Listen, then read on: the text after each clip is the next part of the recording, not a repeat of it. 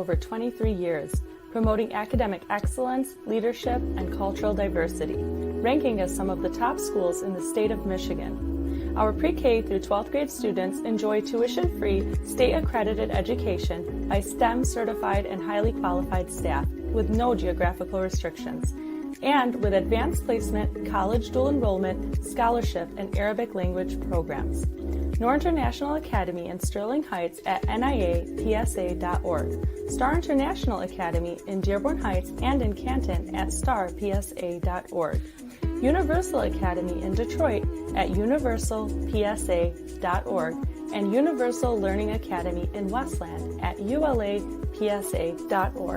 Join HES Academies today and enjoy a free Chromebook for every enrolled student.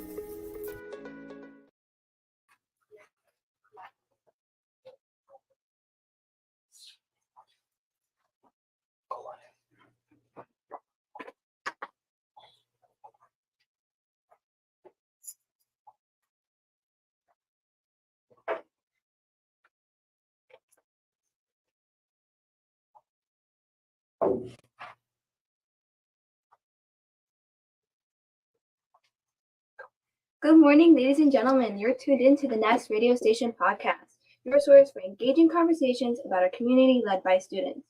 I'm your host, Sarah Mean, and today we have a special guest here with us. I'm your host, Sarah Mean, and today we have a special guest, Krista McKinney-King, the Director of Workforce Development, and our podcast is Workforce Matters. We're going to be talking about everything employment, skills development, and career growth. So, Director, welcome to the show. Thank you. Thank you very much. So let's jump right in. As we all know, workforce development is a hot topic right now, especially with the ever-changing job market. So can you tell us a bit about the role of workforce development in today's economy? Sure, absolutely. So in today's economy, it's not just about workforce development, it's about workforce sustainability, making sure that we are educating and upskilling and reskilling today's workforce, especially when it comes to what work is looking like in this day and age. For the future, especially when I think about today's generation, as well as the generations coming up, it's all about technical skills, technology, innovation, creativity, and really just considering work as something that you're truly passionate about and that you really want to pursue forever and ever. So again, when I think about workforce for today, especially within this region, the state of Michigan, Wayne County, we are moving forward. We really, really are. We have more work to do. But I think when we consider the needs of today's generation, we are well on our way. I actually completely agree with that. Like, I'm thinking about what you just said, and if I'm comparing a few years ago, especially about technology, to now, so many people want to go and do something with technology. Yeah. I know so many people that are so passionate about it, and they're doing everything they can to achieve that goal. But no, I completely agree with that. That's very interesting to know as well. So expanding on your answer, can you explain to us how you collaborate with local businesses and industries to understand workforce needs and then create programs to fit those needs? Sure. Well, first, let me respond to what you even just said when it comes to technical skills and technology. COVID changed a lot. It really impacted what workforce looks like in this day and age. And so when you consider the fact that many businesses and organizations are looking at 4-day work weeks, they're considering remote work as the only option for most of their employees. It's a huge effort being brought forward, especially when it comes to connecting with the young people today. I mean, we already know, and I must, and I say this honestly with a little bit of sarcasm, but I totally support it. When I think about the young people for today, if they don't like it, they're not going to do it, and they're not happy about it, they're not going to stay in it. And more importantly, it's not just about making money, it's about making sure that they can continue to expand their mindset, their skill set. So when I think about innovation, I'm old, so I can't necessarily say that I'm going to see all the great things that are going to happen in, 20, 30 years. But I know with your generation, especially, you are going to benefit from the technological advances of today's society. So going back to the question you just asked me, especially with business and industry and how we're connecting. Again, I'm the Director of Workforce Development, Adult Ed, CTE, and Career Counseling for Wayne RESA, which is our ISD or our intermediary school district for Wayne County. And we recently held our second cohort back in September, where we were able to bring businesses and industry from all over Wayne County to really talk about what they're looking for when it comes to potential employees or employment opportunities, but more so for us to be able to connect and share what we've been able to do when it comes to sharing different resources, information, exposing young people to the different career opportunities within the county. So we know that it is very important to bring business and industry to the round table, as we call it. And again, to really go forward with collaborative efforts, making sure that we listen. And when we listen, to go ahead and take what we've learned and apply it. So, being that career technical education is a huge passion of mine, we talk about work-based learning opportunities, we talk about internships, pre-apprenticeships, apprenticeships, all that kind of great stuff, shadowing, one-on-one mentoring opportunities. So business and industry, education and industry should not be, they should not work in silo. They must work together in order to meet the needs of today's society. So, Director, you mentioned how COVID changed a lot for the workforce. So can you explain to us what trends you've noticed, especially with the younger generation's involvement in the technical skills in the workforce since COVID? Yeah. So it's all about AI now. It really, really is. I had to wrap my head around it. I was actually, I think it was last week, I was at an event that was sponsored by Bosch. And when you think about Bosch, well, for me, I think about airplanes, aviation, aeronautics, and Bosch has gone forward with so many different advances in technology. And I remember a young lady, she was awesome. I know her name is Beth Bond, that I plan to connect with really, really soon. But she showed us the slide and she asked us, what in this slide do you see is very much connected to AI or advancements in technology? And most of us were able to get near to the number, but they talked about, I had to chuckle. The young lady who was jogging with the baby carriage and AI being used to, get the carriage going forward or the stroller going forward as she continuously runs behind it or next to it or whatever the case may be. And I'm like, wow, that's huge. Okay. So, again, I'm past that point in my life, but when I think about what's coming forward, especially with how COVID has really impacted the way we think, COVID, a lot of people died as a result of COVID. But I also have to consider the fact that due to COVID, we looked at things differently. We even started to consider more so how important mental health is, you know what I mean? And being that my background is counseling, I've always known that mental health is a priority in my life and those of those that I support and supervise.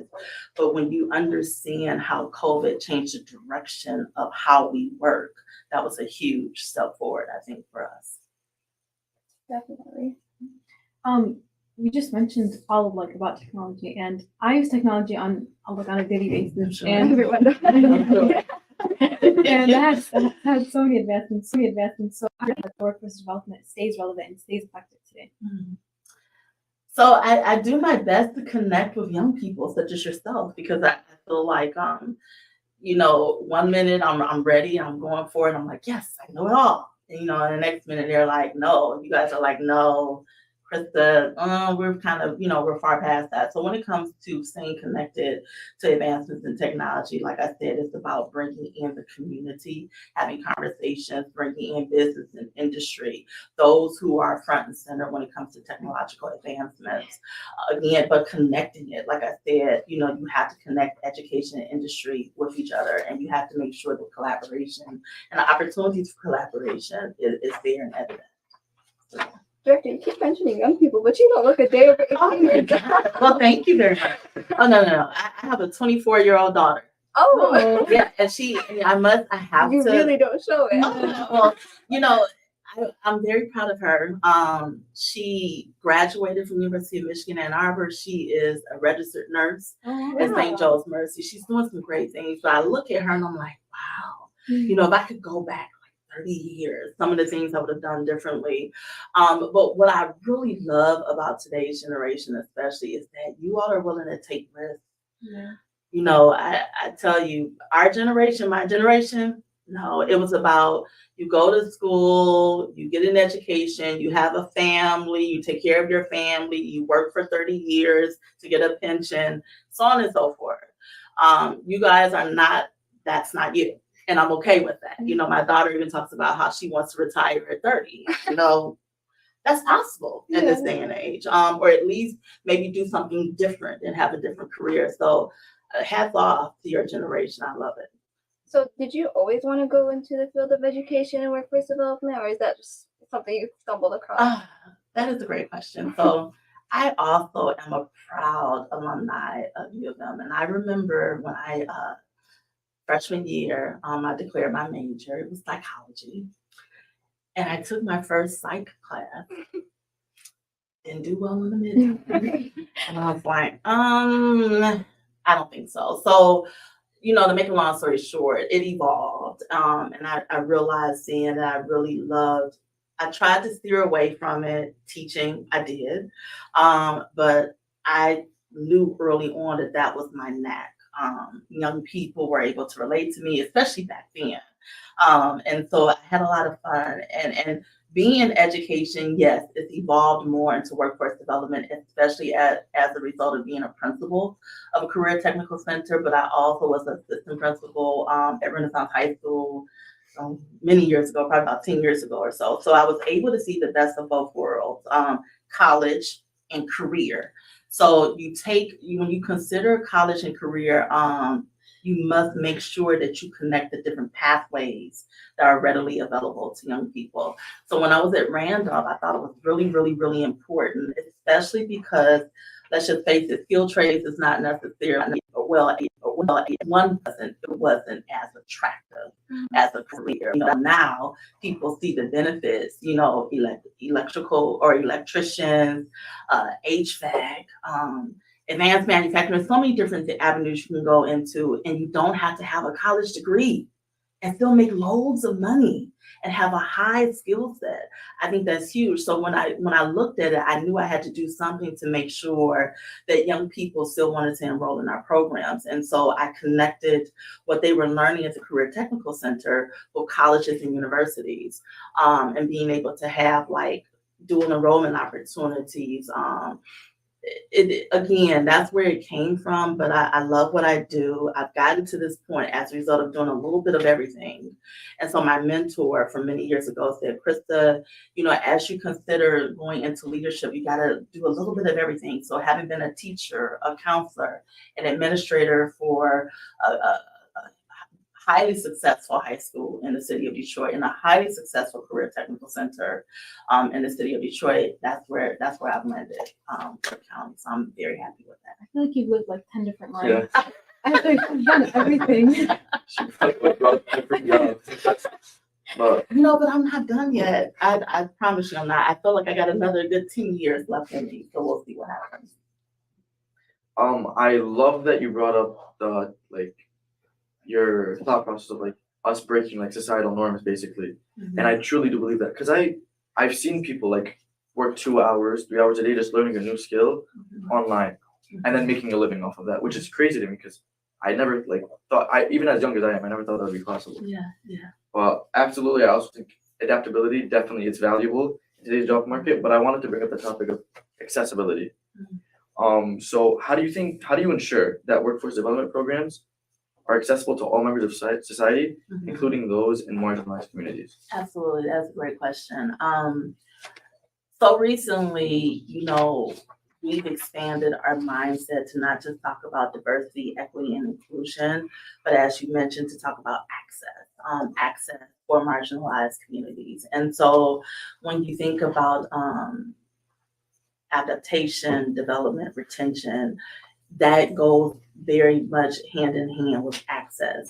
I truly believe that in order for marginalized communities to have access to these opportunities, you have to remove barriers. Barriers can be as simple as just not knowing what information is out there. So relying heavily on social media to be able to inform.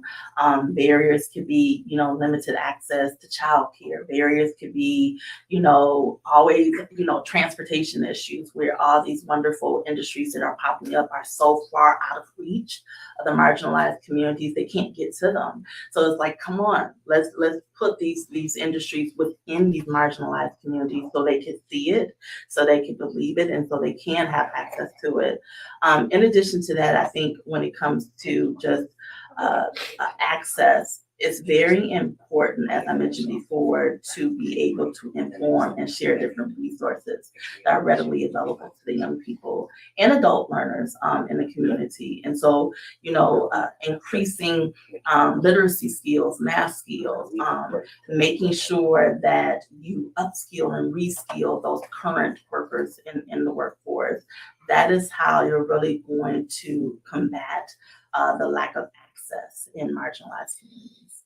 What were some of the reactions when, like, you broke the barriers and you allowed all this to go into communities? Like, what did people think?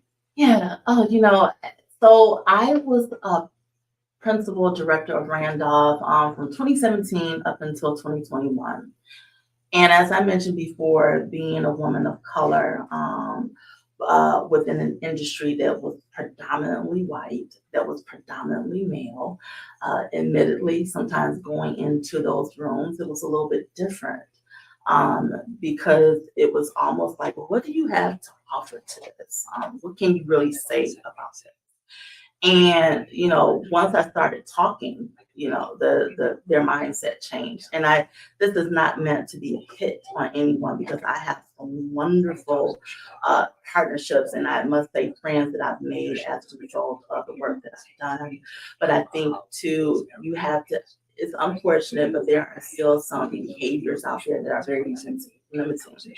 And so I am a huge proponent of females in the skilled trades industry. So I remember one of my students, as well as some of the staff members, we helped to come up with pretty much a group within our school, and it was called Ladies in Hard Hats. And so, yeah, it was so much fun. I loved it.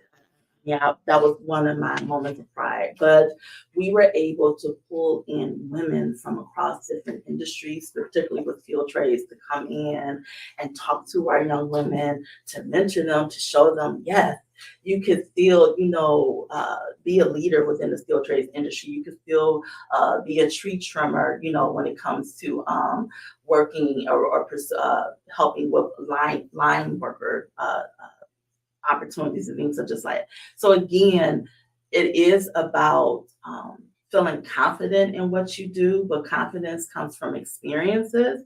And so one of the things that I must say to everyone in this room, make sure that you involve yourself in an insurmountable amount of experiences because you learn from them. Even if you fail from them, you learn from them, and that's how you grow. So I think us here at the NAS can 100% relate with what you just said, especially since the field of radio and broadcasting is, again, mostly male dominated, and there isn't really much representation, especially with the Middle Eastern community. And so us here, we're all Middle Eastern, of Middle Eastern descent. We're students, obviously, so we're learning how to involve ourselves in radio broadcasting, just like you said, chase those opportunities, exactly what we're doing here.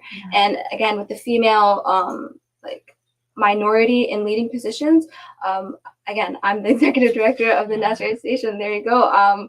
Female hijabi woman, just breaking those barriers. And I think that women like you are truly an inspiration to the younger generation because you just show us that we actually can do anything that we put our minds to. And not to accept these stereotypes and these social barriers. So, and I'm sure everyone else in this room could agree with me. Thank you, thank you. You made my day. You made our day. So, I actually wanted to ask a question about starting. What made you keep going? Because again, we're all still teenagers, we're all 11th and 12th graders, and it can get discouraging sometimes. So what motivation did you have?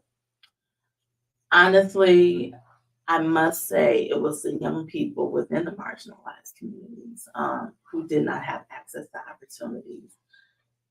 I truly believe everyone is placed on this earth for a reason.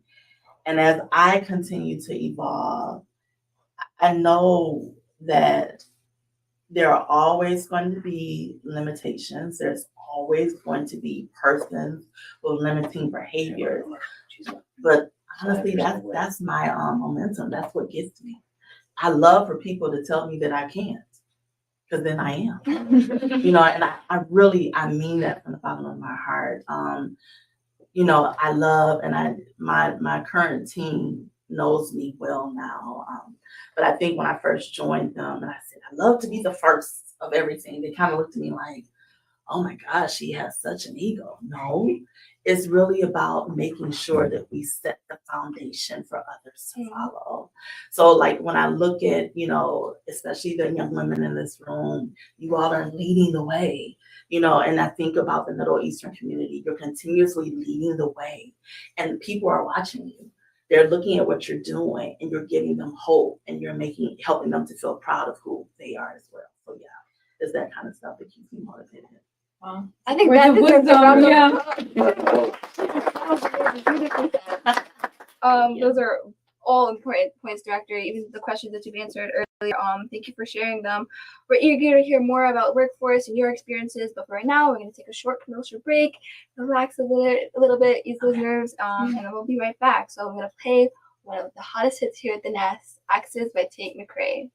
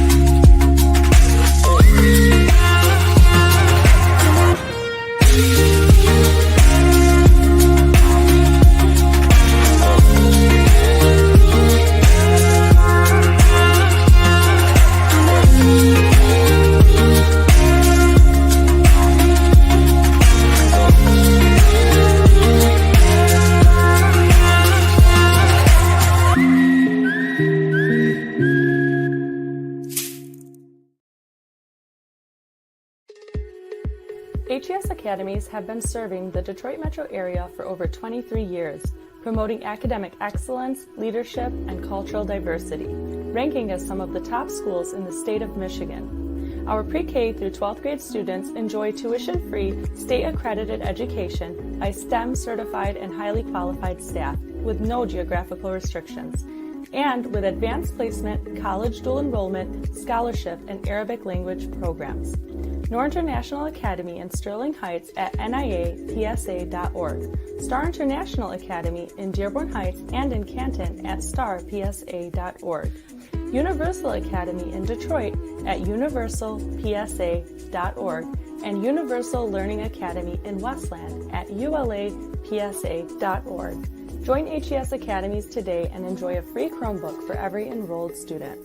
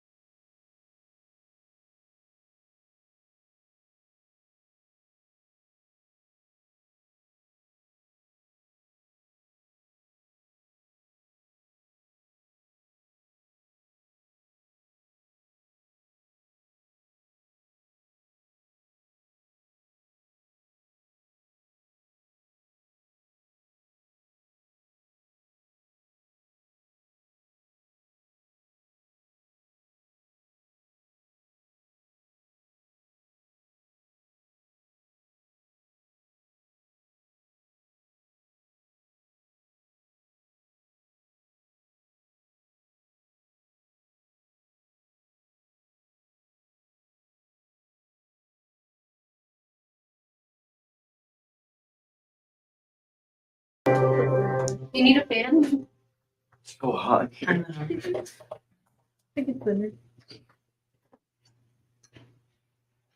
Welcome back. I'm your host, Sarah Mean, here with the Director of Workforce Development, Krista McKinney-King.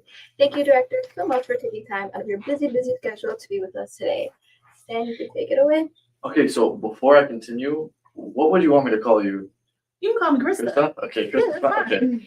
Thank you, Sarah, for passing it on to me, and thank you, Krista, for being here. Now, here at the Nest, we're a student-led radio station with students who will soon already have entered the workforce. I just wanted to ask, how do you work with schools and community organizations to advance future workforce development initiatives? Okay, great question. So again, the team that I currently lead is comprised of about 12 individuals. 7 of them are career counselors who service various high schools within Wayne County. So they're able to go directly into the schools and connect with the counseling teams to really make sure that seniors especially have a post-secondary plan. So the post-secondary plan, we realize it's not all about college these days. Those students may want to go straight into the workforce. So we pride ourselves in making sure that we give them the information that's necessary to do it. We connect them to individuals within business and industry. They are able, like, I have a great team. So even they're able to facilitate career chats virtually. They go right into the classrooms where they can connect a classroom full of young people with, let's say, radio broadcasters, if they want to just know more about that particular career, or advanced manufacturing persons within that field. So, again, that's our biggest proponent when it comes to really connecting young people to what's out there. We also have, I should say, also part of our team is a young man who has the title of the Post-Secondary Success Navigator. And he does an awesome job working with graduates who unfortunately still have barriers that keep them from being successful. So he is able to work with them like one-on-one, but more importantly, what I love is that he's been able to connect current college students with high school graduates to further support them as they pursue a college degree. And so we find a lot of times young people don't necessarily want to listen to adults. They get they're more inclined to listen to young people, those that they can relate to. So again, as we continue to look at the different systems that currently exist, we are just going to advance our approach. Do you reach out to these institutions, or do the institutions reach out to you, and how does it work? Yeah, so because we are Wayne RESA and we're an ISD, so again, the intermediary district for Wayne County, fortunately, we have been able to convene and actually participate and take part in several partnerships with different colleges. So you have Dearborn, Schoolcraft, Wayne County Community College District. There are several different colleges that we are working hand in hand, but it is the result of other organizations that bring us on board to be part of their leadership council. So Detroit Drives Degrees is another huge initiative sponsored by the Detroit Chamber. We also have, I could talk about, so many. I don't want to leave anybody else. Maybe I shouldn't say that. But I will say, again, that's how we're able to connect. And Dr. Colbert, who's the superintendent of our Wayne RESA, or our ISD for Wayne County, she has done a tremendous job. She actually was the person under her leadership to create this department at Wayne RESA. So the Department of Workforce Development did not exist until she came on board.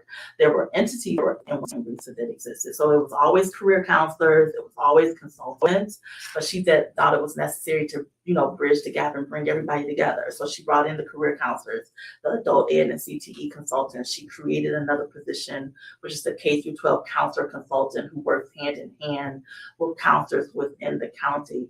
And then she brought in my role, the director of this particular department. And again, us being able to work together and partner with different colleges, business and industry, community, it's really helped. I've been in this role now nearly 3 years, come July of 2024, and we've done some incredible things within our region. So this is all pretty recent. It's been 3 years. The Workforce Development Initiative is recent as well. So can you explain to us what you want to see, what programs, what initiatives, what actions you want to see happen in this development, in this workforce? Yeah. So I come from,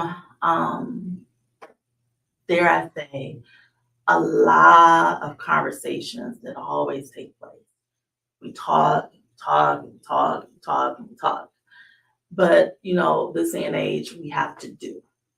And so I'm thankful for the opportunities that I've had to connect with different partners within our region. But I also know that if we're not given the opportunity to actually do the work, and that comes from continuous funding from the state to support workforce efforts within our region, that's all we're going to ever be able to do is talk.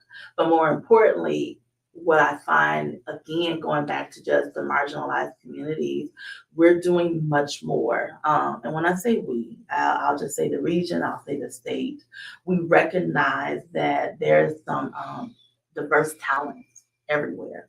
It is our responsibility to make sure that we connect with the diverse talent because, again, we're aging out of the workforce. We're depending on you guys. And so we have to meet your needs in order to make sure that we have success.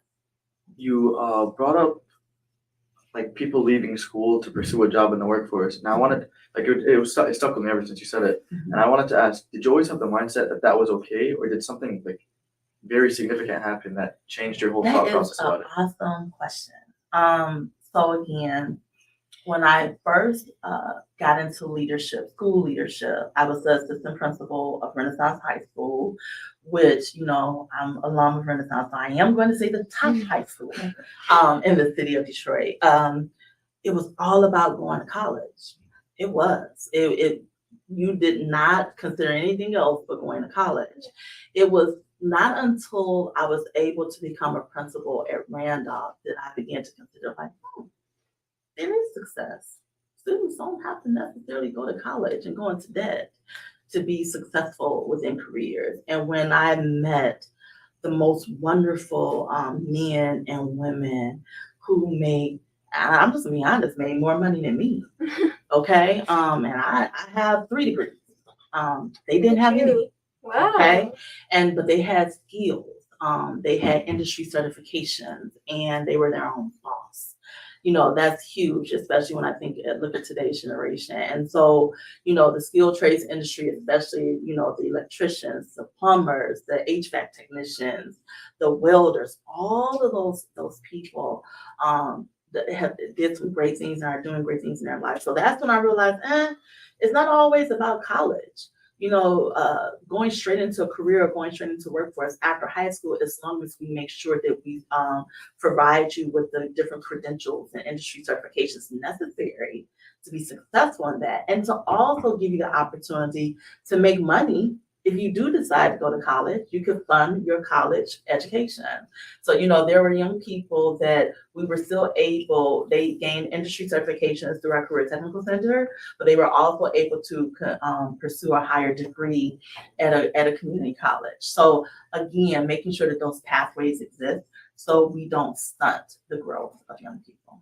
I'm really glad that you brought that up because I feel like there's a lot of stigma around not going to college, and especially since we have a few seniors in this room and we're still deciding what we want to go into, what college we want to go to. It's hard, and a lot of people don't know what they want to do for the rest of their life, right? Then they're at age 16, 17, 18, that's young. And so I'm really glad that you brought that up because it makes me feel way better that I don't know, I'm not exactly sure what I want to do.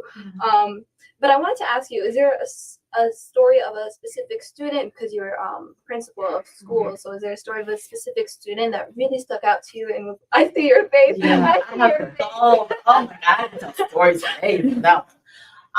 Well, first let me go back to what you just said. You know, I know as a mom, the pressure is a lot of pressure on you guys, right? And I remember the conversations that I had with my daughter and that I still have with her. And I was talking to a parent the other day, but she is like the director of something in workforce as well. And she's like, oh my goodness, because she has a senior. And she's like, she changes her mind every day. I don't know what she wants to do. And she's like, she changed. And I said, you know what? She said, I just don't know what to do. All I can do is sit there and listen. I said, guess what? That's all you need to do. Just listen. Let them think out loud. I really hope my parents are listening. Let them process out loud so they can begin or at least continue to feel confident in the decisions that they make. And so I also know, having been a counselor, I worry about you guys when it comes to just the stress and your mental health. At the end of the day, it's about being happy. And whatever happy looks like for you as parents, we have to just say, okay, it's their life. We gotta let it go. You know, and so what I did with my child, I just wanted her, like, I'll tell you the truth, she wants to be a writer.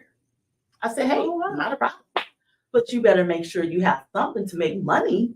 So if that book doesn't sell, you're going to still be able to make money. So that's one of the things that, I totally support young people when they have these dreams. But I just want to make sure that you guys gain credentials, college degrees, whatever the case may be, to fund your dreams.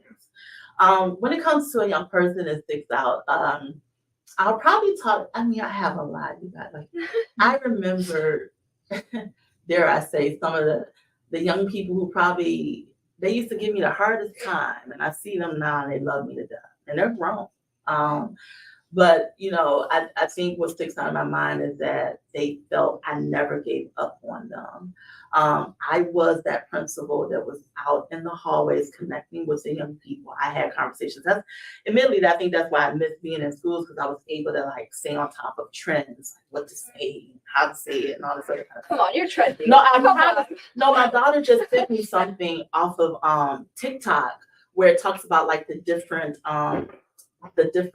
words that are what you should say and shouldn't say. So I think one of them, oh God, okay, so you guys say period. That's no period. And I'm like, oh, that's not supposed to say period. I'm done with the conversation, period. But again, I pride myself on staying connected to young people. So with that being said, there is a young lady who actually,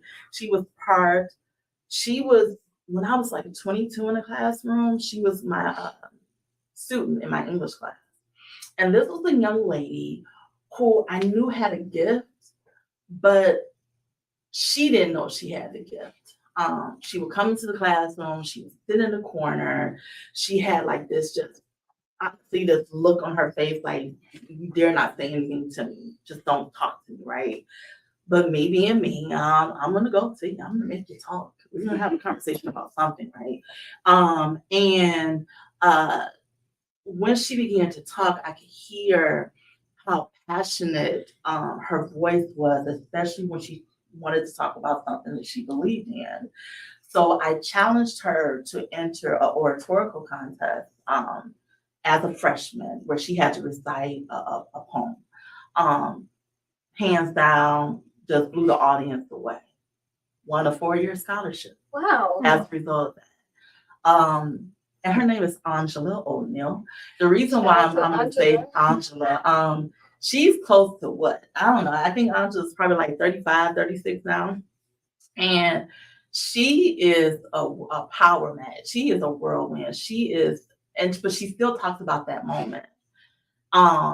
And she's actually a mentor to me now, because she's created her own consulting firm for growing leaders and expanding leadership.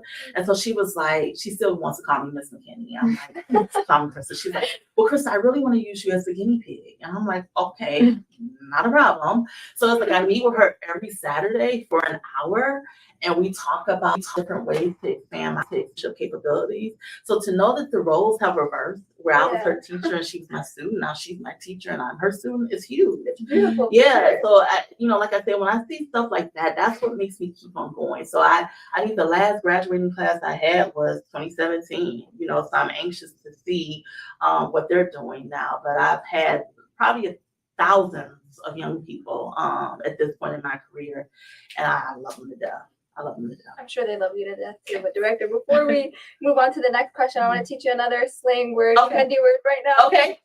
Slay. Oh, slay? Yeah. Okay, so that means when you look good or something. Yeah, yeah. Okay. So use it for me in a sentence. You're slaying right now. Okay, I got it. Okay, I'm gonna make sure I use that. Go home and use it with your daughter. I am. She's gonna look at me like she is. Actually, she is. Exactly. I feel so loved with all your stories. I don't even know you like that, but you just radiate such lovable energy. So I wish I was your student, really. Oh, I'm awesome. Well, you never know. I might come back into education full-fledged. You never know. But based on your years of experience, and you said it was 3, what have you seen as the biggest challenges and opportunities in the workforce development? I will say the biggest challenge is once you think you know, and then you realize the next day you really don't know, because our society is changing so rapidly. And so like keeping up with everything that's going on, that is a huge challenge for us. So what we do as a department, as an organization, we do our best to think about 5 years from now. We can't just think about today. And so that is why we kind of, we scale back and we say, okay, we're working with high school students, but I think now we probably need to start doing more with middle school students, because that's when they become even more passionate about possibilities of what they want to do in their life. I would say, but one of the most, again, the prideful moments is when you're a part of seeing the success of a school, of a student, of a instructor. Those are the moments that we live for. So, we try not to delve into the challenges every single day, but we also know that with challenges, you learn from them, as I shared with you guys before we went on break. So, yeah. So building on your previous answer, what are your top priorities or goals, basically your dreams for advancing workforce development in the state, and how do you plan on achieving those goals? So funding is going to be a huge priority, or will continue to be a high priority for our organization, because again, as we connect with different partners, whether it's Focus Hope, whether it's SIMCA, whether it's Schoolcraft College, whether it's the Bricklayers Union, we understand that partnerships play a vital role in the success of young people. We can provide the education, but we can't necessarily give them the hands-on training that's needed, or the college education that they need to continue to pursue this particular career. So, what I will say, again, going back to your question, is very important that we consider funding, we consider partnerships, we consider collaborative efforts where, again, that hands-on approach, not just we got to go into community as much as possible to really understand the needs of individuals, especially adult learners. Fortunately, you guys are about to graduate from high school and you're going to go on to bigger and better things, but we cannot forget about the adults that currently exist that still want to do more with their lives. So we have a priority with that when it comes to reskilling and upskilling current workers in the workforce. That was amazing. Thank you for that. Doctor, before we end off today, I just wanted to know, what's a quote that you live by and that you would want to share with the younger generation and the older generation? Anyone that's listening, what's a quote that you live by? Take a few seconds to think about it. Yeah, I gotta think about that one. It's a hard question. I know, That but is. again, like you said, she's lived so many lives, and I feel like her experience is so valuable to everyone, but I really want to know. Oh my goodness, you guys. Admittedly, I won't say it's a quote, it's just 2 words that my daughter actually lives by, and I love it. And the 2 words are keep going. I like that. Yeah. Keep going. That's very, very important, even for someone of my age, someone of your age. Just keep going. So Don't stop. versatile. Yeah, Everyone. Don't stop. Keep going, no matter what that looks like, no matter what that is. Keep going. So, Well said, Director. I love that. That's amazing. But that unfortunately is all the time we have for today. Thank you so much for joining us and sharing your insights on workforce development, your personal experiences, your life, honestly. And thank you to our listeners for tuning in to Workforce Matters here at the Nest. Join us next time for more discussions on all things employment and career related. Until then, stay informed and keep striving for success. And of course, keep listening to the Nest. I'm your host, Sarah Amin, signing off.